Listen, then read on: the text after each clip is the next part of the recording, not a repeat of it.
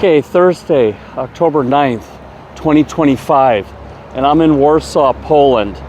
I'm in the center by this building. This is like, I'm not sure what this is, but I mean, this used to, I think, be the Soviet headquarters back in the day. I remember when I came to Warsaw the first time, like 20, 30 years ago, there even used to be a Soviet star on top of that building, but now it's just, it's like some cultural center or something. They have a theater there, and you know, they've converted it. So yeah, we got here yesterday from Ukraine. We took a hired van, you know, because we have the baby and a bunch of luggage, and you know, it's a lot to juggle. So, you know, on a train or on a bus, you know, so we just yeah, I had to do it that way. It was 390 euros one way, you know, for the whole family. So it's like yeah, it's 6 hours, 6 hour trip, you know, you know, so yeah, it's like 60 some euros an hour. It's actually, from the driver's perspective, it's a pretty good living, I suppose. Then, you know, we gave him a tip and everything, but then he has to cover the cost of his van, the insurance, you know, but he's probably still making a decent living, you know, yeah.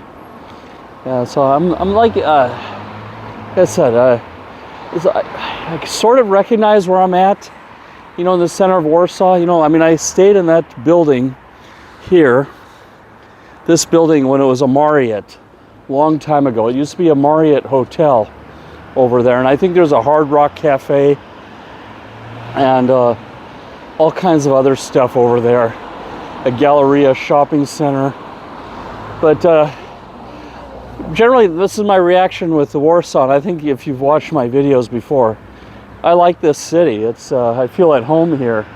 It reminds me a lot of Chicago. And the other thing you'll notice now that I've seen other European cities, I mean, outside of Oslo. Oslo is the exception in Europe, you know, Western Europe, but it's safe here and it's clean. And the real reason is they have restricted immigration, you know, especially with Africans and Arabs. You know, they don't want this place getting messed up like the rest of Europe. You know, so I have to say it's, you know, it's working. This is the future of Europe here. Now I understand why Trump comes here first when he comes to Europe. You know, when he came, I think in 2016, he changed the protocol. Usually you stop in England, the president stops in England first or in Paris, you know, and then goes to the Eastern European countries. But this is the future. You know, if Europe has a future, Poland is it. And you know, when we were driving through the Polish countryside, we saw all these neat and clean houses. We saw all this like very tidy villages, very nice landscaping. You know, I don't know if the neighbors are all having a competition with each other or they all, what was going on, but it looked like a place I would like to live. You know, I'm not sure how the schools are, you know, if they only teach in Polish, like what kind of English my daughter would learn, but I think she would definitely get the character, the desirable character traits to be successful. I guess maybe she would pick up language from me, but you know, I'm not good in teaching. You know, I don't have the patience to teach. Ah, here we are. Yeah, there's a Hard Rock Cafe here. You can see that sign behind me, the guitar. Yeah, so I think I know where I'm at. Yeah, yeah. This is the Galleria shopping center here, and yeah, this is a really cool place. I have to say. So yeah, I have a very good impression of the Warsaw, you know, and I think it's a good recipe for Europe. You know, they have to do something about this managing immigration. I mean, they definitely need immigrants, but I don't know, people coming into these countries, you know, just like coming into America, they need to learn about where they're living and normalize themselves to local culture. You know, you can't bring your garbage with you and push it on the locals who are generous enough to let you in. You know, I mean, I would say like, so they have to manage the immigration. They can't ban it. I don't think they can ban it, but I think the people who have the aptitude and right attitude should be let in. And of course, like real refugees, like people who really, they're usually having higher IQs, or people who've made a statement or something, they could be let in. But like the, I don't know, then there's other people that are good for labor. But again, you have to educate them, before letting them have voting rights in your society, and even letting them be there at all, because like I said, what we saw in Belgium, they can turn the real place into a real crap hole. I mean, Brussels was like just really a disappointment. All the cigarette butts and, people peeing everywhere, and all the feces and everything like that. Human, it was like not even just dogs, it was like every species of mammal was, and then there were rats all over the place. Oh, okay, hang on. I stayed in that hotel on a business trip a long time ago. Maybe, yeah. So here we are. There's those bubble windows over there. That's the Galleria. It's a nice shopping center. So it's too bad we're only here for one more day. There's so much to see and do. I'm definitely going to get some. I have to tell my friend Merrick, ping him to come over. We visit him every time, and now he's got a steady girl, Patricia. That's looking good. But have to get a hold of him, and so it's just, I'm really happy to be here. I like this city. It's I hope this will be the future in Ukraine, what the future in Ukraine looks like, modern and efficient with its old world character, as one would say. But like I said, they definitely have put up the buildings for modernity, and then you have here. So it's like Stockholm or Oslo, except you don't have all these like crazy migrants like threatening you, and camping in the parks. There's no homeless people. It's just wow. That's really mind-blowing, right? As compared to Belgium. I don't know how the French people, I guess it's the French people, and I mean, they have their own, I don't know, weirdness about them or something, or hiccups. And then the Dutch have gone so woke. The Dutch are actually, culturally pretty organized, pretty structured, but they've gone totally woke. And, you have like a really, they want to let more and more people in. Maybe it's changing. I mean, they have a nationalist president, but I think they're beyond the tipping point where they will be outnumbered. So, this is it. This is going to be the capital of Europe. That's what I see here. I see this place is functioning and firing on all eight. But I mean, Poland itself has this like birth rate issue, but it'll be some time before that rears its head. But they have to hang on to this. They can't mess this up. That's for sure. I'm not sure where they stand on this whole Palestine thing. I hope Poland isn't one of these countries that are recognizing a Palestinian state. I'm really, really against that. That's something. That should not happen. They should be. Everything I've read about that, the Palestinians are just Arabs. They could all move to Saudi Arabia. People have been displaced all through history and everything, and they keep fighting, and instead they could keep building. They could move somewhere where they're wanted and keep building instead of keep fighting, because they're losing. It's a losing battle. I mean, they don't have the technology, they don't have the organizational skills, they don't have this like way of thinking to win a war. It's and they, I guess they have European support. I guess that's the only thing they got going for them. But someone had asked me, one of my friends who watches these videos, I wanted to switch gears here about should the U.S. be helping Ukraine and save Ukraine? Yes, but in a way that Ukraine helps themselves, help someone help themselves, like not give a man a fish, but show a man how to fish. They need to transfer technology over there, and that let the Ukrainians do the production at home, on their soil, so that the West has some plausible deniability, so I mean the Western countries could wipe out Russia quicker than Russia could wipe out the Western countries, but I don't know, they're still afraid of the whole nuclear war thing. And yeah, I mean, it would be messy if it happened. I mean, the West would still prevail, but it would come at an incredible cost. I mean, we would probably lose, a lot of major cities.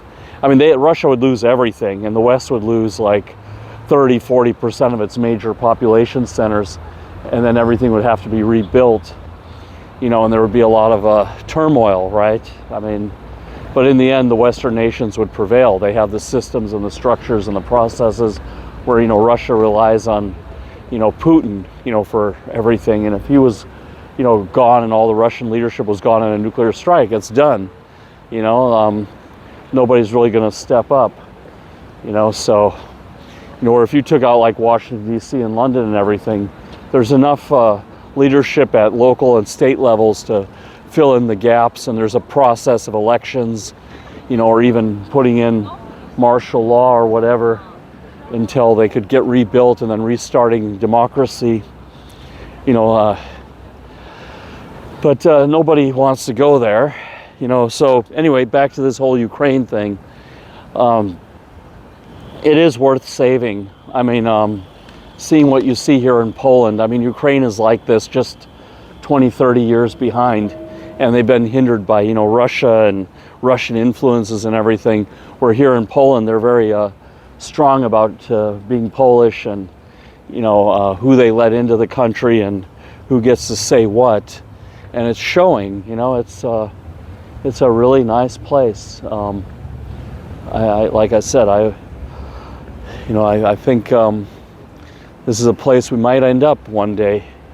If I can convince my wife, the Ukrainians and the Poles have their own little rivalry and everything, but if things get untenable in Ukraine, this is, I think, where we would uproot to. I have to achieve financial independence first. I can say it's probably a little bit hard, finding a job here as a only English-speaking American, even in IT, especially when you're older. They still have the age thing here. You got to put your age on the resume and all this, and they think that older people like us can't contribute much in the tech field, when actually, we're the last of the analog generation. We can outthink and out-problem solve most of the younger people. We had to think in many different ways and do a lot of crossovers. Like I studied engineering and then crossed over into IT, and those perspectives give you an edge in problem solving, where if you just studied computer programming and you got to solve a problem and that's all you know, and you hadn't seen something in another field, then yeah, I think it puts you at a disadvantage. But I'm biased, of course. Yeah, so, but yeah, this Warsaw, it's cool. But yeah, Ukraine, they have to save Ukraine. And as far as like financing it and everything, I think this minerals deal Trump proposed was the right track, that Ukraine would trade its minerals for arms, so that, like I said, that they're becoming self-sufficient. They could take pride in it, that they're not just getting charity, that they're able to sell something and then use those revenues to buy the weapons, and they could use those revenues also to start developing the technology at home and the production at home and build everything on Ukrainian soil. I mean, they have these Flamingo missiles. And then this way the West can't restrict them.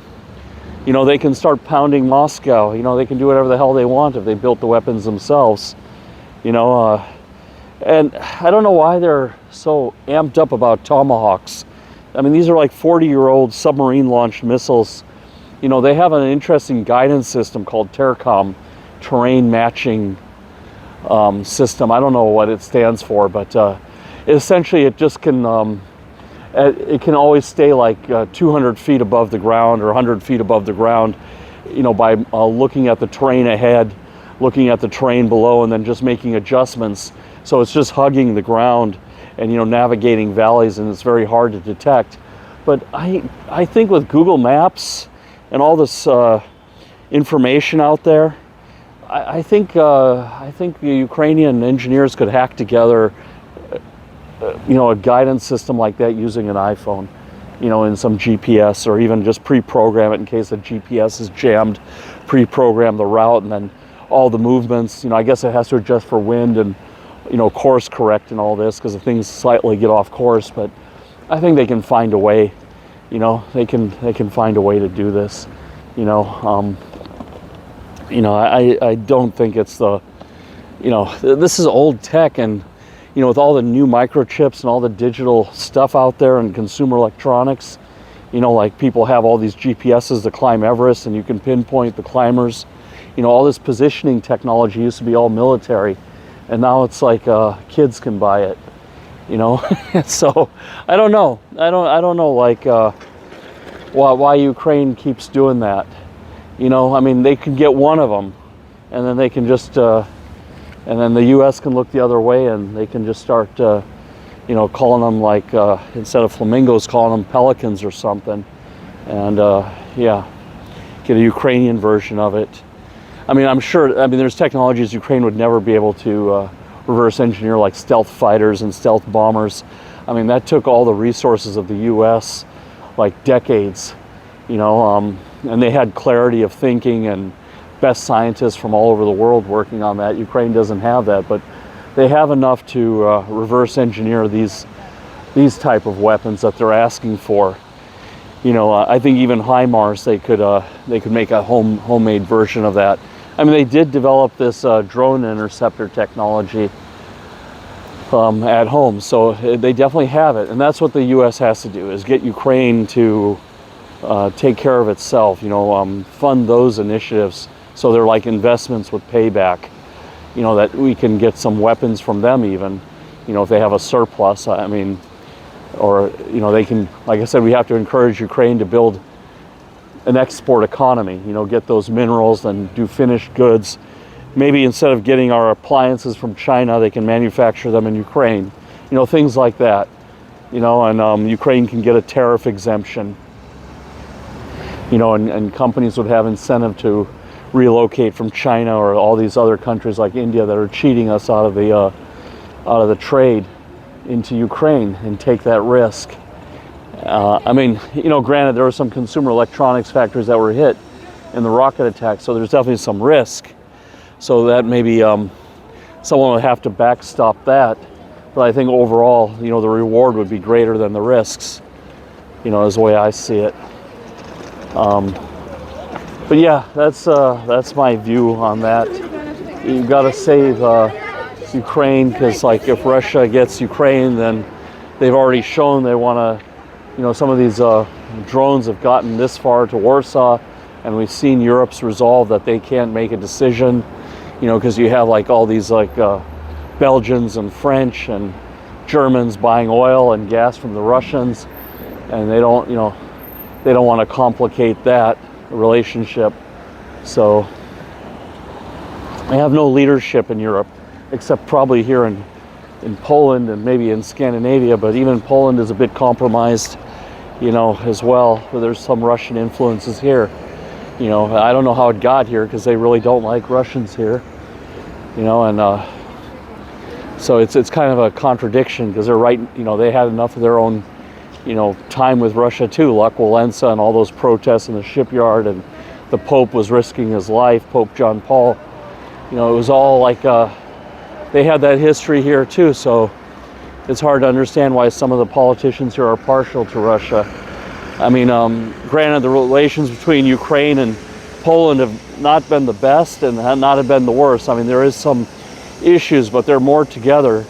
They should be more together than apart when it comes to the Russians. You know, because this is it. You know, Eastern Europe is it. You know, Western Europe is turning into Palestine. Then you have Russians coming in on the east. You know, so it's like that's all you got. Hi, yeah, that's all you got is Poland, Romania, Ukraine. You know, that's all you got. You know, there's like 2 glaciers closing in. You know, one from the east and one from the west, and this is the Green Valley. This is it, you know, Eastern Europe. It's it. This is the Green Valley. You know, this is where you can have your cake and eat it too. You know, you can have a American standard of living, get a pretty decent salary here. You know, taxes aren't going to murder you like they do in some of these other countries. And yeah, and then you get to walk everywhere. Everything is in walking distance. You know, it's not like America, all car heavy. But they've got to somehow figure out how to come together and unite against the Russians, unite against the Palestinians. You know, they, you know, they got to keep up these tough immigration policies. Yeah. Anyway, that's all I got. See you. Bye.